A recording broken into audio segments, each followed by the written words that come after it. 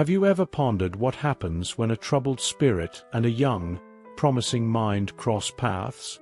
In addition to being a terrible account of a relationship gone bad, Rowena Irani's story also serves as a terrifying illustration of how obsession may have deadly results.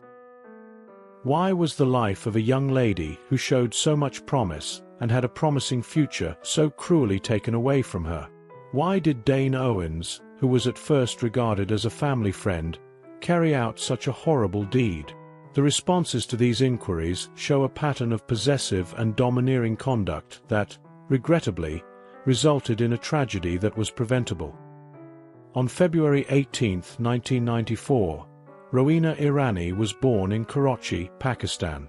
She was well known for her bright vitality and voracious curiosity when she was a young child. Rowena's parents, Teranj and Biram Irani, made the decision to immigrate to the US in 2004 when she was just 10 years old, hoping to provide her with better chances. After moving to Wichita, Kansas, Rowena immediately adjusted to her new surroundings.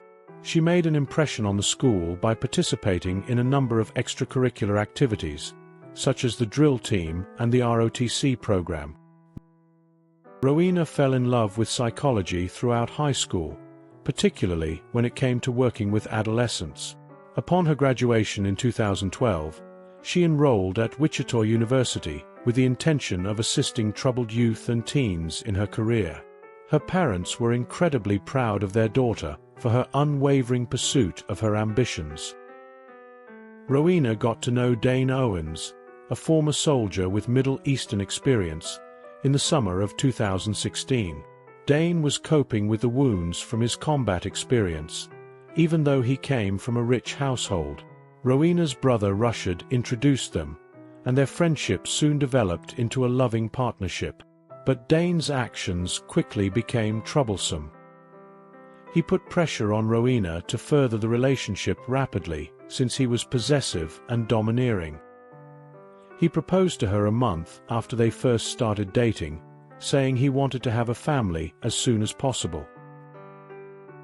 But Rowena was unprepared for a commitment of this magnitude, prioritizing her education and career advancement over marriage, and starting a family was her goal. After just 2 months of dating, she made the decision to break things off with Dane in September 2016 because she felt that their aspirations for their lives were not compatible. She blocked Dane on all social media platforms because she thought it would be best for them both to have a final split.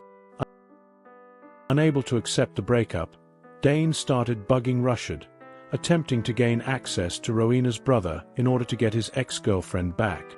Their love was too special to be thrown away, he insisted. Aware of Dane's compulsive actions, Rushad made it clear to him that he had to leave Rowena alone or face legal repercussions.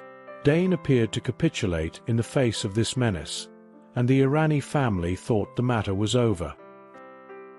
That all changed, though, on October 3, 2016, when Dane made a choice. Equipped with a .45 caliber handgun, he made his way to Rowena's residence with the intention of facing her. His objective, as he put it, was simply to have a conversation, but things became terrible. Dane went into the back door of the house and saw Rowena.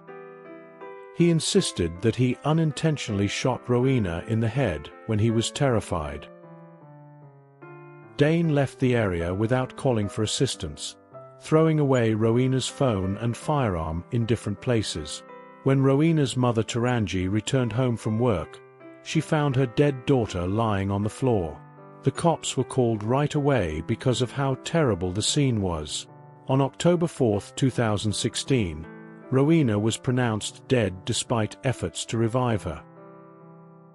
Dane was identified as the primary suspect as soon as the inquiry began. Although the forensic evidence contradicted his assertion that the shot was unintentional, he maintained that it was.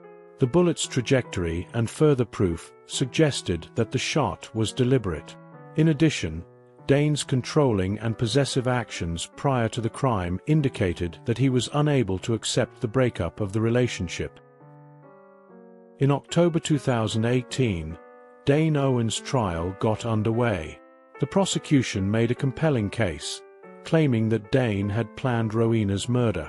Information about Dane's past relationships was also disclosed, exposing a pattern of aggressive and domineering conduct.